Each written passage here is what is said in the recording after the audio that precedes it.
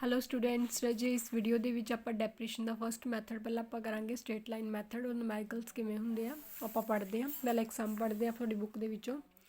Straight line method ਦਾ ਸਮ ਹੈਗਾ, ਕਹਿੰਦੇ ਸ਼ੁਭਮ ਪਰਚੇਜ਼ਡ ਅ machine check ਰਾਹੀਂ 90,000 ਦੀ ਮਸ਼ੀਨ ਜਿਹੜੀ ਉਹਨੇ ਪਰਚੇਜ਼ ਕੀਤੀ ਆ 1 ਜਨਵਰੀ 2014 ਨੂੰ। ਇਟ ਇਜ਼ ਪ੍ਰੋਬੇਬਲ ਉਹਨਾਂ ਦੀ ਲਾਈਫ ਹੈਗੀ ਆ ਮਤਲਬ ਮਸ਼ੀਨਰੀ ਦੀ ਵੀ 10 ਸਾਲ ਯੂਜ਼ ਕਰਨਗੇ ਅਤੇ ਉਹਦੀ ਸਕ੍ਰੈਪ ਵੈਲਿਊ ਯਾਨੀ ਕਿ ਐਂਡ 'ਚ ਜਦੋਂ ਉਹਨੂੰ ਸੇਲ ਕਰਨਗੇ 10 ਸਾਲ ਬਾਅਦ ਤਾਂ ਉਹ 10,000 ਦੀ ਰਹਿ ਜਾਏਗੀ। ਅਤੇ ਡਿਸਾਈਡ ਕੀਤਾ ਗਿਆ ਕਿ ਜਿਹੜਾ ਡੈਪਰੀਸ਼ੀਏਸ਼ਨ ਆ equal annual instalment means straight line method ਨਾਲ ਅਪਲਾਈ ਕੀਤਾ ਜਾਏਗਾ। ਤਾਂ ਤੁਸੀਂ ਕਹਿਣਾ ਬਣਾਉਣਾ ਇੱਕ ਜਰਨਲ ਐਂਟਰੀਜ਼ ਪਾਸ ਕਰਨੀਆਂ ਨੇ ਪਹਿਲੇ 2 ਸਾਲ ਦੀਆਂ, ਠੀਕ ਹੈ। ਅਤੇ ਉਸ ਤੋਂ ਬਾਅਦ ਅਕਾਊਂਟਸ ਪ੍ਰਪੇਅਰ ਕਰਨਾ ਐਂਡ ਬੈਲੈਂਸ ਸ਼ੀਟ ਪ੍ਰਪੇਅਰ ਕਰਨੀ ਹੈ। 2 ਕੇਸਿਸ ਨੇ, ਜੇਕਰ ਪ੍ਰੋਵੀਜ਼ਨ ਨਹੀਂ ਬਣਾ ਰਹੇ ਤੁਸੀਂ ਡੈਪਰੀਸ਼ੀਏਸ਼ਨ ਅਕਾਊਂਟ ਦੀ, ਦੂਸਰਾ ਜੇਕਰ ਪ੍ਰੋਵੀਜ਼ਨ ਬਣਾ ਰਹੇ ਹੋ। ਫਸਟ ਕੇਸ ਜੇਕਰ ਆਪਾਂ ਪ੍ਰੋਵੀਜ਼ਨ ਬਣਾ ਰਹੇ ਹਾਂ, ਪਹਿਲਾਂ ਕੀ ਗੱਲ ਆ, ਪਹਿਲਾਂ ਆਪਾਂ ਡੈਪਰੀਸ਼ੀਏਸ਼ਨ ਦੀ ਅਮਾਊਂਟ ਨੂੰ ਕੈਲਕੂਲੇਟ ਕਰਾਂਗੇ। ਕੀ ਫਾਰਮੂਲਾ ਹੁੰਦਾ ਸੀ ਯਾਨੀ ਕਿ ਜਿੰਨੇ ਦੀ ਸਾਡੀ ਮਸ਼ੀਨਰੀ ਆਈ ਹੈ ਮਾਈਨਸ ਸਕ੍ਰੈਪ ਜਿੰਨੇ ਦਾ ਵੇਚਾਂਗੇ divided by number of years ਜਿੰਨੇ ਸਾਲ ਤੁਸੀਂ ਉਹਨੂੰ ਯੂਜ਼ ਕਰ ਰਹੇ ਹੋ। 90,000 ਦੀ ਖਰੀਦੀ ਸੀ, 10,000 ਮਾਈਨਸ ਕਰਤਾ ਡਿਵਾਈਡ ਬਾਈ 10 ਯਾਨੀ ਕਿ 10 ਸਾਲ ਆਪਾਂ ਯੂਜ਼ ਕੀਤਾ ਸੀ, 8,000 ਯਾਨੀ ਕਿ ਡੈਪਰੀਸ਼ੀਏਸ਼ਨ ਹਰ ਸਾਲ ਮਾਈਨਸ ਕਰੀ ਜਾਵਾਂਗੇ। ਹੁਣ ਪਹਿਲਾ ਕੇਸ ਹੈਗਾ ਕਿ ਜਦੋਂ ਪ੍ਰੋਵੀਜ਼ਨਸ ਨੂੰ ਨਹੀਂ ਬਣਾਇਆ ਗਿਆ, ਉਸ ਕੇਸ ਜਨਰਲ ਕੀ ਬਣੇਗਾ। ਹੁਣ ਜਦੋਂ ਮਸ਼ੀਨਰੀ ਆਪਾਂ ਪਰਚੇਜ਼ ਕਰਦੇ ਹਾਂ ਤਾਂ 1 ਜਨਵਰੀ ਨੂੰ ਕੀਤੀ ਸੀਗੀ ਤਾਂ ਐਂਟਰੀ ਉਹੀ ਪਾਸ ਹੋਏਗੀ, machinery account debit to bank. Bank word ਤਾਂ ਯੂਜ਼ ਹੋਏਗਾ ਕਿ ਚੈੱਕ ਰਾਹੀਂ ਪੇਮੈਂਟ ਕੀਤੀ ਹੈ। Machinery account debit to bank account 90,000। ਉਸ ਤੋਂ ਬਾਅਦ ਹੁਣ ਰਾਜੇ ਹਰ ਇੱਕ ਸਾਲ ਇਹ 'ਤੇ ਡੈਪਰੇਸ਼ਨ ਲੱਗੂਗਾ। ਹੁਣ ਦੇਖੋ 31 ਦਸੰਬਰ ਨੂੰ ਡੈਪਰੇਸ਼ਨ ਲੱਗੇਗਾ। Depreciation account debit to machinery 8,000 and 8,000। ਫਿਰ ਇਹ ਡੈਪਰੇਸ਼ਨ ਰਾਜੇ ਟ੍ਰਾਂਸਫਰ ਹੋ ਜਾਏਗਾ P&L ਅਕਾਊਂਟ 'ਚ 31 ਨੂੰ ਹੀ। P&L account debit to depreciation 8,000। ਅਗਲੇ ਸਾਲ ਫਿਰ ਆਪਾਂ ਸੇਮ ਡੈਪਰੀਸ਼ੀਏਸ਼ਨ ਦੀ ਅਮਾਊਂਟ ਦੈਨ ਉਹਨੂੰ ਫਿਰ ਆਪਾਂ ਟ੍ਰਾਂਸਫਰ ਕਰ ਦਾਂਗੇ P&L ਅਕਾਊਂਟ ਦੇ ਵਿੱਚ। 2 ਸਾਲ ਦਾ 2 ਵਾਰੀ, ਜੇ 3 ਸਾਲ ਦਾ 3 ਵਾਰੀ, 4 ਵਾਰੀ 4, ਜਿੰਨੇ ਸਾਲ ਦਾ ਕਿ ਉਨੀ ਵਾਰੀ ਆਪਾਂ ਨੂੰ ਰਿਪੀਟ ਕਰਨਾ ਸੀ ਐਂਟਰੀਜ਼ ਨੂੰ। ਉਸ ਤੋਂ ਬਾਅਦ ਆਪਾਂ ਬਣਾਵਾਂਗੇ ਮਸ਼ੀਨਰੀ ਅਕਾਊਂਟ। ਮਸ਼ੀਨਰੀ ਅਕਾਊਂਟ ਦਾ ਫਾਰਮੈਟ ਉਹੀ ਹੋਏਗਾ, ਡੇਟ ਪਰਟੀਕੂਲਰਸ ਅਮਾਊਂਟ। ਹੁਣ 2014 ਜਨਵਰੀ 1 ਨੂੰ ਤੁਸੀਂ ਮਸ਼ੀਨਰੀ ਖਰੀਦੀ ਸੀ, ਟੂ ਬੈਂਕ ਅਕਾਊਂਟ ਆ ਜਾਏਗਾ 90,000 ਦੀ। ਤਾਂ ਉਸੇ ਹੀ ਸਾਲ ਤੁਸੀਂ 31 ਦਸੰਬਰ ਉਹਨਾਂ ਨੇ ਕਿਹਾ ਬੁੱਕਸ ਕਲੋਜ਼ ਹੋ ਰਹੀਆਂ ਨੇ, ਜਿੱਦਾਂ ਬੁੱਕਸ ਕਲੋਜ਼ ਹੋ ਰਹੀਆਂ ਨੇ ਉਹ ਤਰੀਕ ਨੂੰ ਤੁਸੀਂ ਡੈਪਰੇਸ਼ਨ ਪੇ ਕਰਨਾ ਗਾ ਪੂਰੇ ਸਾਲ ਦਾ ਹੀ ਹੈ, ਕਿਉਂਕਿ 1 ਜਨਵਰੀ ਤੋਂ 31 ਦਸੰਬਰ ਤੱਕ ਪੂਰਾ ਸਾਲ ਬਣ ਰਿਹਾ। 8,000 ਦਾ ਡੈਪਰੀਸ਼ੀਏਸ਼ਨ ਆਪਾਂ ਦੇਵਾਂਗੇ, ਚਾਰਜ ਕਰਾਂਗੇ। ਤਾਂ ਸਾਡੀ ਮਸ਼ੀਨਰੀ ਰਹਿ ਗਈ 82,000 ਦੀ। ਉਹ ਹੁਣ ਆਪਣਾ ਕੈਰੀ ਡਾਊਨ ਸੀ, ਅਗਲੇ ਸਾਲ ਉਹ ਬਰੋਡਾਊਨ ਬਣ ਗਿਆ। ਫਿਰ ਉੱਤੇ ਆਪਾਂ ਡੈਪਰੇਸ਼ਨ ਸੇਮ ਉਹੀ ਰਹੇਗਾ ਕਿਉਂਕਿ ਸਟ੍ਰੇਟ ਲਾਈਨ ਮੈਥਡ ਆ ਤਾਂ ਉਹਦਾ ਡੈਪਰੇਸ਼ਨ ਹਮੇਸ਼ਾ ਸੇਮ ਰਹੇਗਾ। ਤਾਂ ਨੈਕਸਟ ਸਾਲ ਸਾਡੀ ਜਿਹੜੀ ਮਸ਼ੀਨਰੀ ਆ ਉਹ 74,000 ਦੀ ਰਹਿ ਜੂਗੀ। ਇਹ ਅੱਗੋਂ ਜਾ ਕੇ ਫਿਰ ਤੋਂ ਬਰਾਊਡਾਊਨ ਹੋ ਗਿਆ। 2 ਸਾਲ ਦਾ ਬਣਾਉਣਾ ਸੀ, 2 ਸਾਲ ਦਾ ਬਣਾ ਚੁੱਕੇ ਹਾਂ। ਇਸੇ ਤਰ੍ਹਾਂ ਹੁਣ ਡੈਪਰੀਸ਼ੀਏਸ਼ਨ ਅਕਾਊਂਟ ਹੈ, ਸਿੰਪਲ ਹੈ। ਪਹਿਲੇ ਸਾਲ ਟੂ ਮਸ਼ੀਨਰੀ, ਠੀਕ ਹੈ, ਫਿਰ ਉਹਨੂੰ P&L 'ਚ ਟ੍ਰਾਂਸਫਰ ਕਰਤਾ। ਦੂਜੇ ਸਾਲ ਟੂ ਮਸ਼ੀਨਰੀ ਨੂੰ P&L, ਜਿੰਨੇ ਸਾਲ ਕਿਹਾ ਬਸ ਉਨੇ ਸਾਲ ਦੀ ਆਪਾਂ ਵੇਰਵਾ ਦੇਣਾ। ਅਤੇ ਬੈਲੈਂਸ ਸ਼ੀਟ ਦੀ ਆਪਾਂ ਐਸਟ ਸਾਈਡ ਮੇਨਟੇਨ ਕਰਾਂਗੇ, 2 ਸਾਲ ਦੀ ਕਰਾਂਗੇ, 2014-2015 ਦੀ, ਠੀਕ ਹੈ। ਮਸ਼ੀਨਰੀ ਸੀਗੀ 90,000, 8,000 ਮਾਈਨਸ ਕਰਤਾ 82,000 ਦੀ ਰਹਿ ਗਈ ਸੀਗੀ। 15 ਦੇ ਵਿੱਚ 82,000 ਦੀ ਰਹਿ ਗਈ ਸੀ, ਉਹ 'ਚੋਂ ਫਿਰ ਡੈਪਰੇਸ਼ਨ ਮਾਈਨਸ ਕਰਤਾ ਅਤੇ 74,000 ਦੀ ਰਹਿ ਗਈ ਸੀ। ਇਹ ਵਾਲਾ ਕੇਸ ਹੈ ਕਿ ਜੇਕਰ ਪ੍ਰੋਵੀਜ਼ਨਸ ਆਪਾਂ ਕ੍ਰੀਏਟ ਨਹੀਂ ਕਰਦੇ ਗੇ, ਠੀਕ ਹੈ। ਨੈਕਸਟ ਕੇਸ ਆ ਗਿਆ ਕਿ ਜੇਕਰ ਤੁਸੀਂ ਡੈਪਰੀਸ਼ੀਏਸ਼ਨ ਅਕਾਊਂਟ ਦੀ ਪ੍ਰੋਵੀਜ਼ਨਸ ਨੂੰ ਕ੍ਰੀਏਟ ਕਰਦੇ ਆ। ਦੇਖੋ ਪਹਿਲੀ ਐਂਟਰੀ ਤਾਂ ਸੇਮ ਜਰਨਲ 'ਚ ਉਹੀ ਪਾਸ ਹੋਊਗੀ, ਮਸ਼ੀਨਰੀ ਟੂ ਬੈਂਕ, ਠੀਕ ਹੈ, 90 ਦੀ।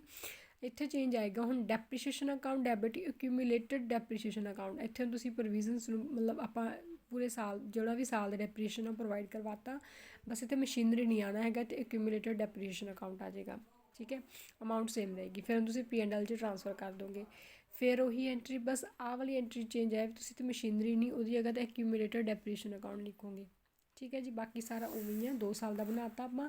ਮਸ਼ੀਨਰੀ ਅਕਾਊਂਟ ਬਣਾਵਾਂਗੇ, ਠੀਕ ਹੈ। ਮਸ਼ੀਨਰੀ ਅਕਾਊਂਟ ਦੇ ਵਿੱਚ ਹੁਣ ਸਿੰਪਲ ਹੀ ਆਪਾਂ ਕਰਨਾ, ਦੇਖੋ ਹੁਣ ਟੂ ਬੈਂਕ ਅਕਾਊਂਟ 90,000 ਦਾ ਆਪਾਂ ਕੁਛ ਵੀ ਨਹੀਂ ਛੇੜਨਾ ਹੈਗਾ ਇਹਦੇ ਵਿੱਚੋਂ, ਠੀਕ ਹੈ। ਬਸ ਬੈਂਕ ਅਕਾਊਂਟ ਪਹਿਲੀ ਵਾਰ ਲਿਖ ਕੇ ਬੈਲੈਂਸ ਇੱਧਰ ਘੱਟ ਜਾਏਗਾ, ਕੈਰੀ ਡਾਊਨ, ਉਹ ਅਗਲੇ ਸਾਲ ਬਰੋਡਾਊਨ, ਇੱਧਰ ਘੱਟ ਜਾਏਗਾ, ਅਗਲੇ ਸਾਲ ਫਿਰ ਬਰੋਡਾਊਨ, ਮਤਲਬ ਇਸ ਤਰੀਕੇ ਨਾਲ ਚੱਲਣਾ ਹੈਗਾ। ਇਹ 'ਚ ਆਪਾਂ ਡੈਪਰੀਸ਼ੀਏਸ਼ਨ ਜਿਹੜਾ ਆ ਉਹ ਅਲੱਗ ਤੋਂ ਮਾਈਨਸ ਵਗੈਰਾ ਨਹੀਂ ਕਰਨਾ ਹੈਗਾ। ਅਤੇ ਇਹਦੇ ਵਿੱਚ ਆਪਾਂ ਡੈਪਰੀਸ਼ੀਏਸ਼ਨ ਅਕਾਊਂਟ ਬਣਾਵਾਂਗੇ। ਹੁਣ ਇੱਥੇ ਲਿਖਾਂਗੇ ਆਪਾਂ to accumulated depreciation account 8,000 P&L ਅਕਾਊਂਟ 'ਚ ਟ੍ਰਾਂਸਫਰ ਕਰਤਾ। ਸੇਮ ਸੈਕਿੰਡ ਈਅਰ ਵੀ accumulated depreciation account and then ਉਹਨੂੰ ਆਪਾਂ ਅਗਲੇ ਸਾਲ ਹੀ P&L ਅਕਾਊਂਟ ਦੇ ਵਿੱਚ ਟ੍ਰਾਂਸਫਰ ਕਰਤਾ, ਠੀਕ ਹੈ ਜੀ। ਉਸ ਤੋਂ ਬਾਅਦ ਆਪਾਂ ਬਣਾਵਾਂਗੇ ਐਕਿਊਮੂਲੇਟਡ ਡੈਪਰੀਸ਼ੀਏਸ਼ਨ ਅਕਾਊਂਟ। ਐਕਿਊਮੂਲੇਟਡ ਡੈਪਰੀਸ਼ੀਏਸ਼ਨ ਅਕਾਊਂਟ ਦੇ ਵਿੱਚ ਥੋੜ੍ਹਾ ਜਿਹਾ ਚੇਂਜ ਆਏਗਾ। ਇਸ ਵਿੱਚ ਕੀ ਹੈ ਕਿ 2014 ਨੂੰ ਤੁਸੀਂ ਪਰਚੇਜ਼ਿੰਗ ਕੀਤੀ ਸੀਗੀ, ਠੀਕ ਹੈ। ਉਸ ਤੋਂ ਬਾਅਦ ਤੁਸੀਂ ਡੈਪਰੀਸ਼ੀਏਸ਼ਨ ਪਰ ਲਗਾਓਗੇ ਬਾਈ ਡੈਪਰੀਸ਼ੀਏਸ਼ਨ ਅਕਾਊਂਟ 8,000 ਦਾ, ਠੀਕ ਹੈ। ਤੇ ਉਹ ਇੱਧਰ ਜਾ ਕੇ ਕੈਰੀ ਡਾਊਨ ਹੋ ਗਿਆ। ਉਦੋਂ ਹੀ ਤੁਸੀਂ ਉਹਨੂੰ ਨੈਕਸਟ ਈਅਰ ਦੇ ਵਿੱਚ ਉਹਨੂੰ ਬਰੋਡ ਡਾਊਨ ਕਰ ਦਾਂਗੇ 1 ਤਰੀਕ ਨੂੰ। ਉਹਦੀ ਬਰੋਡ ਡਾਊਨ ਕੀਤੀ ਹੋਊਗੀ ਅਮਾਊਂਟ ਫਿਰ ਇੱਧਰ ਕੈਰੀ ਡਾਊਨ ਹੋ ਜੂਗੀ। ਹੁਣ ਇਹ ਸੌਰੀ ਇੱਧਰ ਹਾਂ ਜਿਹੜੀ ਬਰੋਡ ਡਾਊਨ ਕੀਤੀ ਆ ਉਹਦੇ ਵਿੱਚ ਉਸੇ ਸਾਲ ਦਾ ਡੈਪਰੀਸ਼ੀਏਸ਼ਨ ਵੀ ਐਡ ਹੋ ਜੂਗਾ, ਜਾਣੀ ਕਿ 8,000 ਪਲੱਸ 8,000 16,000 ਹੋ ਗਿਆ ਨਾ। ਇਹ ਜਿਹੜਾ 16,000 ਇੱਧਰ ਜਾ ਕੇ ਕੈਰੀ ਡਾਊਨ ਹੋਊਗਾ, ਅਗਲੇ ਸਾਲ ਹੀ ਉਹ ਫਿਰ ਤੋਂ ਬਰੋਡ ਡਾਊਨ ਹੋ ਜਾਏਗਾ। ਠੀਕ ਹੈ, ਬਸ ਇਹ ਥੋੜ੍ਹਾ ਜਿਹਾ ਚੇਂਜ ਇੱਥੇ ਤੁਸੀਂ ਧਿਆਨ 'ਚ ਰੱਖਣਾ ਗਾ। ਬੈਲੈਂਸ ਸ਼ੀਟ ਰਾਜੇ ਇਹਦੀ ਵੀ 2 ਸਾਲ ਦੀ ਬਣਨੀ ਹੈ। ਠੀਕ ਹੈ, 2014 ਦੇ ਵਿੱਚ ਦੇਖੋ ਮਸ਼ੀਨਰੀ ਦੇ ਵਿੱਚੋਂ ਡੈਪਰੀਸ਼ੀਏਸ਼ਨ ਨੂੰ ਮਾਈਨਸ ਕਰ ਦੋਗੇ 82 ਦੀ ਰਹਿ ਜਾਏਗੀ। ਫਿਰ ਮਸ਼ੀਨਰੀ ਦੇ ਵਿੱਚ ਕਿਊਮੂਲੇਟਡ ਹੁਣ ਇਕੱਠਾ ਹੋ ਰਿਹਾ ਨਾ ਡੈਪਰੀਸ਼ੀਏਸ਼ਨ 2 ਸਾਲ ਦਾ, ਹੁਣ ਇੱਥੇ 2 ਸਾਲ ਦਾ ਯਾਨੀ ਕਿ 8 ਤੇ 8 16,000 ਮਾਈਨਸ ਹੋ ਗਿਆ ਤਾਂ 74,000 ਦੀ ਜਿਹੜੀ ਆ ਮਸ਼ੀਨਰੀ ਜਿਹੜੀ ਆ 2015 ਦੀ ਬੈਲੈਂਸ ਸ਼ੀਟ ਦੇ ਵਿੱਚ ਤੁਸੀਂ ਸ਼ੋਅ ਕਰੋਗੇ। ਠੀਕ ਹੈ ਰਾਜੇ। ਉਸ ਤੋਂ ਬਾਅਦ ਰਾਜੇ ਜਿਹੜੀ ਸੈਕਿੰਡ ਇਲਸਟ੍ਰੇਸ਼ਨ ਹੈ ਹੈਗੀ ਤਾਂ ਵੀ ਸਟੇਟ ਲਾਈਨ ਮੈਥਡ ਦੀ ਹੈ, ਪਰ ਇਹਦੇ ਵਿੱਚ ਨਾ ਕਈ ਵਾਰ ਇਹ ਨਹੀਂ ਹੁੰਦਾ ਕਿ ਹਰ ਇੱਕ ਵਾਰੀ ਆਪਾਂ ਐਸਟ ਜਿਹੜਾ ਗਾ ਉਹ ਆਪਾਂ ਈਅਰ ਦੀ ਸਟਾਰਟਿੰਗ 'ਚ ਖਰੀਦੀਏ, ਆਪਾਂ ਇਨ ਬਿਟਵੀਨ ਵੀ ਖਰੀਦ ਸਕਦੇ ਹਾਂ। ਤਾਂ ਉਸ ਕੇਸ ਦੇ ਵਿੱਚ ਤੁਸੀਂ ਡੈਪਰੀਸ਼ੀਏਸ਼ਨ ਕਿਵੇਂ ਕੈਲਕੂਲੇਟ ਕਰੋਗੇ, ਕਿਵੇਂ ਮੰਥ ਲਗਾਉਣੇ ਆ। ਅਤੇ ਇੱਕ ਲੈਂਡ ਨੂੰ ਛੱਡ ਕੇ ਬਾਕੀ ਸਾਰੇ ਫਿਕਸਡ ਐਸਟਸ ਦੇ ਉੱਤੇ ਆਪਾਂ ਡੈਪਰੀਸ਼ੀਏਸ਼ਨ ਲਗਾਉਣੀ ਹੀ ਲਗਾਉਣੀ ਹੈ। ਠੀਕ ਹੈ, ਜਿਵੇਂ ਹੁਣ ਕੁਐਸਚਨ ਹੈ ਤੁਹਾਡੇ ਕੋਲ 1 ਜਨਵਰੀ 2013 ਨੂੰ ਮਸ਼ੀਨਰੀ ਜਿਹੜੀ ਸੀਗੀ ਐਕਸ ਨੇ ਪਰਚੇਜ਼ ਕੀਤੀ ਹੈ 50,000 ਦੀ। 1 ਜੁਲਾਈ 2014 ਨੂੰ ਇੱਕ ਹੋਰ ਮਸ਼ੀਨਰੀ ਜਿਹੜੀ ਹੈ 10,000 ਦੀ ਪਰਚੇਜ਼ ਕੀਤੀ ਹੈ, ਅਤੇ 1 ਅਪ੍ਰੈਲ 2015 ਨੂੰ ਹੋਰ ਜਿਹੜੀ ਆ ਉਹ 64,000 ਦੀ ਪਰਚੇਜ਼ ਕੀਤੀ ਹੈ। 30 ਜੂਨ 2016 ਨੂੰ ਕੀ ਹੋਇਆ, ਜਿਹੜੀ ਮਸ਼ੀਨਰੀ ਆ ਉਹਦੀ ਓਰੀਜਨਲ ਵੈਲਿਊ ਜਿਹੜੀ ਸੀ 8,000। ਠੀਕ ਹੈ, ਉਹ ਜਿਹਦੀ ਓਰੀਜਨਲ ਵੈਲਿਊ 8,000 ਹੈਗੀ ਸੀ, 1 ਜਨਵਰੀ 2013 ਨੂੰ ਸੋਲਡ ਕਰ ਦਿੱਤੀ ਗਈ 6,000 ਦੀ, ਅਤੇ ਡੈਪਰੀਸ਼ੀਏਸ਼ਨ 10% ਹੀ ਚੱਲਦਾ ਪਿਆ ਗਾ। ਠੀਕ ਹੈ, ਅਤੇ machinery prepare machinery account for the year 2013 to 16। ਠੀਕ ਹੈ, ਅਤੇ in the books of X closes book 31 ਦਸੰਬਰ। ਹੁਣ ਇਹ 'ਚ ਕੋਈ ਜਰਨਲ ਨਹੀਂ ਪਾਸ ਕਰਨਾ, ਕੋਈ ਆਪਾਂ ਬੈਲੈਂਸ ਸ਼ੀਟ ਨਹੀਂ ਬਣਾਉਣੀ, ਸਿਰਫ ਉਹਨਾਂ ਨੇ ਕੀ ਕਿਹਾ ਹੈਗਾ ਵੀ ਡੈਪਰੀਸ਼ੀਏਸ਼ਨ ਮਸ਼ੀਨਰੀ ਅਕਾਊਂਟ ਪ੍ਰਪੇਅਰ ਕਰਨਾ ਗਾ 2013 ਤੋਂ ਲੈ ਕੇ 2016 ਤੱਕ। ਹੁਣ ਦੇਖੋ ਪਹਿਲੀ ਮਸ਼ੀਨਰੀ 2013 ਦੀ 1 ਜਨਵਰੀ ਨੂੰ ਪਰਚੇਜ਼ ਕੀਤੀ ਸੀਗੀ, ਲਿਖਤਾ ਆਪਾਂ in the books of X and machinery account. Date ਆਪਾਂ 2013 1 ਜਨਵਰੀ ਨੂੰ ਟੂ ਬੈਂਕ ਅਕਾਊਂਟ ਲਿਖਿਆ ਕਿਉਂਕਿ ਮਸ਼ੀਨਰੀ ਆਪਾਂ 50,000 ਦੀ ਖਰੀਦੀ ਸੀਗੀ। ਠੀਕ ਹੈ, 31 ਦਸੰਬਰ ਨੂੰ ਆਪਾਂ ਕੀ ਕਰਾਂਗੇ ਉਹਦਾ ਡੈਪਰੀਸ਼ੀਏਸ਼ਨ ਚਾਰਜ ਕਰਾਂਗੇ। ਕਿੰਨਾ ਕਿ 10% ਕਿਹਾ 50,000 ਦਾ 10% 5,000, ਯਾਨੀ ਕਿ ਹਰ ਇੱਕ ਸਾਲ ਕਿੰਨਾ ਡੈਪਰੀਸ਼ੀਏਸ਼ਨ ਲੱਗੂਗਾ ਫਿਰ 5,000। ਠੀਕ ਹੈ, ਯਾਨੀ ਕਿ ਬੈਲੈਂਸ ਰਹਿ ਗਿਆ ਸੀ ਆਪਣੇ ਕੋਲ 54,000। ਅਗਲੇ ਸਾਲ ਆਪਣਾ ਬਰੋਡ ਡਾਊਨ ਬਣ ਗਿਆ।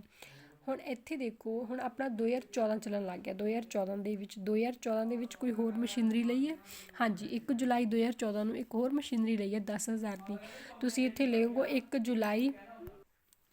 ਹਾਂਜੀ, 1 ਜੁਲਾਈ ਨੂੰ ਤੁਸੀਂ ਲਿਖ ਦੋਗੇ to bank account. Second machinery ਜਿਹੜੀ ਸੀ ਉਹ 10,000 ਦੀ ਸੀਗੀ। ਠੀਕ ਹੈ ਜੀ, ਉਸ ਤੋਂ ਬਾਅਦ ਆ ਜਾਏਗਾ ਹੁਣ 31 ਨੂੰ ਡੈਪਰੀਸ਼ੀਏਸ਼ਨ। ਦੇਖੋ ਪਹਿਲੇ ਡੈਪਰੀਸ਼ੀਏਸ਼ਨ ਦਾ 5,000 ਹੀ ਰਹੂਗਾ ਕਿਉਂਕਿ ਪਹਿਲੀ ਮਸ਼ੀਨਰੀ 'ਤੇ 50,000 ਦੀ 10% ਉਹਦਾ ਇੰਨਾ।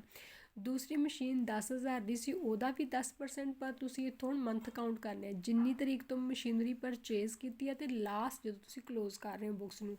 ਹੁਣ 1 ਜੁਲਾਈ ਤੋਂ 31 ਦਸੰਬਰ ਤੱਕ ਤੁਹਾਡੇ 6 ਮੰਥ ਬਣਨੇ ਨੇ, 6 ਮੰਥ, ਅਤੇ 6 ਮੰਥ ਦਾ ਤੁਸੀਂ ਯਾਨੀ ਕਿ 6/12 ਲਗਾਉਣਾ ਹੈਗਾ।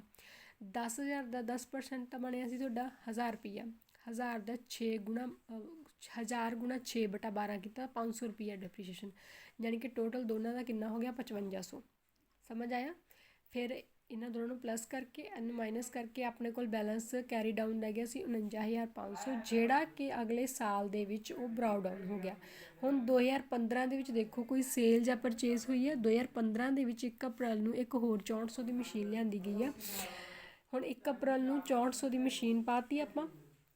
ਠੀਕ ਹੈ, ਹੁਣ ਆਪਾਂ ਡੈਪਰੀਸ਼ੀਏਸ਼ਨ ਪਹਿਲੀ ਮਸ਼ੀਨ ਦਾ ਤਾਂ 5,000 ਹੀ ਪਊਗਾ। ਹੁਣ ਦੂਜੀ ਮਸ਼ੀਨ ਦਾ ਪੂਰੇ ਸਾਲ ਦਾ ਪਊਗਾ ਕਿਉਂਕਿ ਹੁਣ ਸਾਲ ਆਪਾਂ ਯੂਜ਼ ਕੀਤਾ ਉਹਨੂੰ।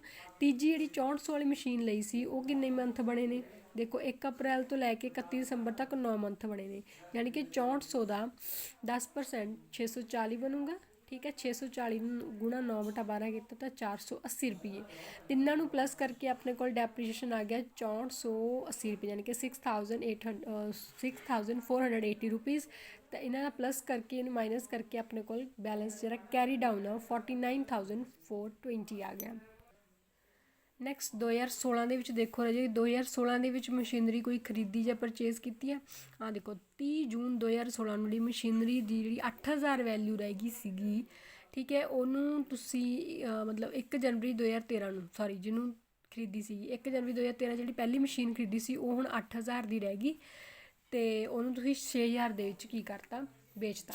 ਠੀਕ ਹੈ ਜੀ, ਹੁਣ ਦੇਖੋ ਜਦੋਂ ਵੇਚਾਂਗੇ ਤਾਂ ਓਬਵੀਅਸ ਜੀ ਗੱਲ ਆਪਣੇ ਕੋਲ ਮਨੀ ਆਏਗੀ, ਤਾਂ ਆਪਾਂ 30 ਜੂਨ ਨੂੰ ਬਾਏ ਬੈਂਕ ਅਕਾਊਂਟ ਪਾਤਾ ਵੀ ਆਪਾਂ ਉਹਨੂੰ 6000 ਦੀ ਸੇਲ ਕਰਤਾ ਗਾ, ਠੀਕ ਹੈ। ਇੱਧਰ ਜਿਹੜਾ ਬੈਲੈਂਸ ਆਪਣੇ ਕੋਲ ਉੱਧਰ ਪਹਿਲਾਂ ਕੈਰੀ ਡਾਊਨ ਸੀ, ਅਗਲੇ ਸਾਲ ਬਰੋਡਨ ਹੋ ਗਿਆ, ਉਹ ਲਿਖਤਾ। ਇੱਧਰ ਜਿਹੜੀਆਂ ਸੇਲਸ ਆਪਾਂ ਉਹ ਪਾਈਆਂ ਨੇ, ਜਿਹੜਾ ਆਪਣਾ ਜਿਹੜੀ ਮਸ਼ੀਨਰੀ ਆਪਾਂ ਸੇਲ ਕੀਤੀ ਆ। ਹੁਣ ਦੇਖੋ ਡੈਪਰੀਸ਼ੀਏਸ਼ਨ ਪਹਿਲੀ ਵਾਲੀ ਮਸ਼ੀਨਰੀ ਤਾਂ ਆਪਾਂ ਵੇਚਤੀ, ਠੀਕ ਹੈ, ਉਹਦਾ ਹਜੇ ਰੁੱਕ ਕੇ ਪਾਉਂਦੇ ਹਾਂ। ਪਹਿਲਾਂ ਆਪਾਂ ਦੇਖੋ ਜਿਹੜੀ 10,000 ਦੀ ਮਸ਼ੀਨਰੀ ਲਈ ਸੀ ਉਹਦਾ ਪਾ ਦਿਓ, 8,000 ਜਿਹੜੀ ਮਸ਼ੀਨਰੀ ਲਈ ਸੀਗੀ ਉਹਦਾ ਪਾ ਦਿਓ। ਮਤਲਬ ਜਿਹੜੀ ਮਸ਼ੀਨਰੀ ਹੁਣ ਤੁਸੀਂ ਵੇਚ ਰਹੇ ਹੋ ਉਹਨੂੰ 30 ਜੂਨ ਦੇ ਵਿੱਚ, ਯਾਨੀ ਕਿ ਤੁਸੀਂ ਇਹ ਤੋਂ ਪਹਿਲਾਂ ਉਹਨੂੰ ਯੂਜ਼ ਕਰ ਚੁੱਕੇ ਹੋ। ਜਨਵਰੀ, ਫਰਵਰੀ, ਮਾਰਚ, ਅਪ੍ਰੈਲ, ਮਈ, ਜੂਨ 6 ਮੰਥ ਉਹਨੂੰ ਯੂਜ਼ ਕਰ ਚੁੱਕੇ ਹੋ, ਠੀਕ ਹੈ। ਤੁਸੀਂ ਇਸ ਕੇਸ 'ਚ ਧਿਆਨ ਨਾਲ ਦੇਖੋ ਰਾਜੇ, ਉਹਨਾਂ ਨੇ ਕੀ ਕਿਹਾ ਹੈਗਾ ਕਿ 30 ਜੂਨ 2016 ਨੂੰ ਮਸ਼ੀਨ ਦੀ ਓਰੀਜਨਲ ਵੈਲਿਊ 8,000, 1 ਜਨਵਰੀ 2013 ਨੂੰ ਸੋਲਡ ਕੀਤੀ ਗਈ 6,000 ਦੀ। ਹੁਣ ਦੇਖੋ ਇੱਕ ਆਪਾਂ ਤਾਂ ਲਈ ਸੀ 50,000 ਦੀ, 50,000 'ਚੋਂ ਸਿਰਫ 8,000 ਵਾਲੀ ਦੀ ਗੱਲ ਕਰ ਰਹੇ ਨੇ ਉਹ, ਠੀਕ ਹੈ। ਬਾਕੀ 42,000 ਦਾ ਆਪਣੇ ਕੋਲ ਹਜੇ ਪਿਆ ਗਾ, ਉਹ ਤਾਂ ਆਪਾਂ ਯੂਜ਼ ਕੀਤੀ ਆ ਮਸ਼ੀਨਰੀ। ਹੁਣ ਜਿਹੜਾ 8,000 ਦਾ ਆਪਾਂ ਟਰੀਟਮੈਂਟ ਕਰਾਂਗੇ। ਹੁਣ ਜਿਹੜਾ ਪਹਿਲਾਂ ਆਪਾਂ ਮਗਰ ਰਹਿ ਗਏ ਸੀ ਆਪਣੇ ਕੋਲ 42,000, ਉਹਦਾ ਡੈਪਰੀਸ਼ਨ ਲਗਾਤਾ। ਦੇਖੋ 42,000 ਦਾ 10%, 4200। ਦੂਜੀ ਮਸ਼ੀਨਰੀ ਲਈ ਸੀ 10,000 ਦੀ, ਉਹਦਾ ਠੀਕ ਹੈ। ਹੁਣ ਆਹ ਜਿਹੜਾ 8,000 ਜਿਹੜਾ ਤੁਸੀਂ ਵੇਚ ਰਹੇ ਹੋ ਹੈ ਨਾ, ਉਹਦਾ 10% 6 ਮਹੀਨੇ ਲਈ ਯੂਜ਼ ਕੀਤਾ ਸੀ, 400 ਦਾ ਡੈਪਰੀਸ਼ੀਏਸ਼ਨ ਹੋ ਗਿਆ। ਆਹ ਦੂਜੀ ਮਸ਼ੀਨਰੀ ਲਈ ਸੀ ਉਹਦਾ 10%, ਠੀਕ ਹੈ ਜੀ। ਇਹਦਾ ਡੈਪਰੀਸ਼ੀਏਸ਼ਨ ਇੱਥੇ ਤੱਕ ਹੋ ਗਿਆ। ਹੁਣ ਜਿਹੜਾ ਇਹ 800 ਰੁਪਈਆ ਆਇਆ ਗਾ ਪ੍ਰੋਫਿਟ ਦਾ, ਇਹ ਕਿਵੇਂ ਆਇਆ ਗਾ? ਇਹ ਤੋਂ ਆਪਾਂ ਵਰਕਿੰਗ ਨੋਟ ਦੇਖਣਾ ਗਾ। ਜਿਹੜੀ ਮਸ਼ੀਨਰੀ ਤੁਸੀਂ ਲਈ ਸੀ 8,000 ਦੀ, ਠੀਕ ਹੈ, ਉਹਨੂੰ ਤੁਸੀਂ ਕਿੰਨੇ ਸਾਲ ਯੂਜ਼ ਕੀਤਾ? ਤੁਸੀਂ ਉਹਨੂੰ 13 'ਚ 14, 15, 3 ਸਾਲ ਅਤੇ 2016 'ਚ 6 ਮਹੀਨੇ, ਯਾਨੀ ਕਿ 3 ਸਾਲ 6 ਮਹੀਨੇ ਲਈ ਤੁਸੀਂ ਉਹਨੂੰ ਯੂਜ਼ ਕੀਤਾ। ਉਹਦਾ ਡੈਪਰੀਸ਼ੀਏਸ਼ਨ ਚਾਰਜ ਕਰ ਲਓ। 8,000 ਦਾ 10%, 800, 800 ਹਾਂ 800, 3 ਸਾਲ ਦਾ ਪੂਰਾ ਯੂਜ਼ ਕੀਤਾ, 8 ਤੋਂ 2400 ਹੋ ਗਿਆ। ਅਗਲੇ ਜਿਹੜਾ ਸਾਲ ਸੀ ਪੂਰਾ ਨਹੀਂ, ਆਪਾਂ ਅੱਧਾ ਸਾਲ ਯੂਜ਼ ਕੀਤਾ ਅਤੇ 400 ਰੁਪਈਆ ਉਹਦਾ, ਅਤੇ 2,800 ਰੁਪਈਆ ਡੈਪਰੀਸ਼ੀਏਸ਼ਨ ਮਾਈਨਸ ਹੋ ਕੇ 5200 ਦੀ ਮਸ਼ੀਨਰੀ ਰਹਿ ਗਈ ਸੀ। ਤੁਸੀਂ ਉਹਨੂੰ 6,000 'ਚ ਵੇਚ ਰਹੇ ਹੋ, ਤਾਂ ਇਟ ਮੀਨਸ ਤੁਹਾਨੂੰ ਕੀ ਹੋ ਰਿਹਾ ਗਾ? ਪ੍ਰੋਫਿਟ ਹੋ ਰਿਹਾ ਗਾ।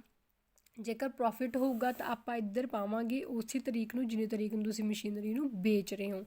30 ਜੂਨ ਨੂੰ ਵੇਚਿਆ ਸੀਗਾ ਤਾਂ to profit and loss account ਆ ਜਾਏਗਾ, ਕਿਉਂਕਿ ਇੱਥੇ ਆਪਾਂ ਨੂੰ ਸੇਲ ਕਰਨ 'ਤੇ ਪ੍ਰੋਫਿਟ ਹੋਇਆਗਾ 800 ਰੁਪਈਆ।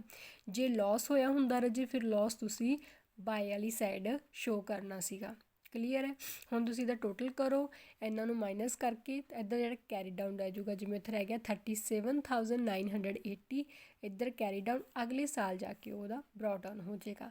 ਇਸ ਤਰੀਕੇ ਨਾਲ ਸਮਸ ਕਰਨੇ ਨੇ ਜਦੋਂ ਤੁਹਾਨੂੰ ਅਲੱਗ-ਅਲੱਗ ਡੇਟਸ ਦੇ ਵਿੱਚ ਮਸ਼ੀਨਰੀ ਨੂੰ ਪਰਚੇਜ਼ ਜਾਂ ਸੇਲ ਕਰਦੇ ਆ। ਹੋਪ ਸੋ ਰਾਜੇ ਤੁਹਾਨੂੰ ਸਟ੍ਰੇਟ ਲਾਈਨ ਮੈਥਡ ਵਾਲਾ ਟੋਪਿਕ ਸਮਝ ਆ ਗਿਆ ਹੋਵੇਗਾ। ਕੋਈ ਪ੍ਰੋਬਲਮ ਹੈ ਤੁਸੀਂ ਮੈਨੂੰ ਪੁੱਛ ਸਕਦੇ ਹੋ। ਥੈਂਕ ਯੂ ਰਾਜੇ।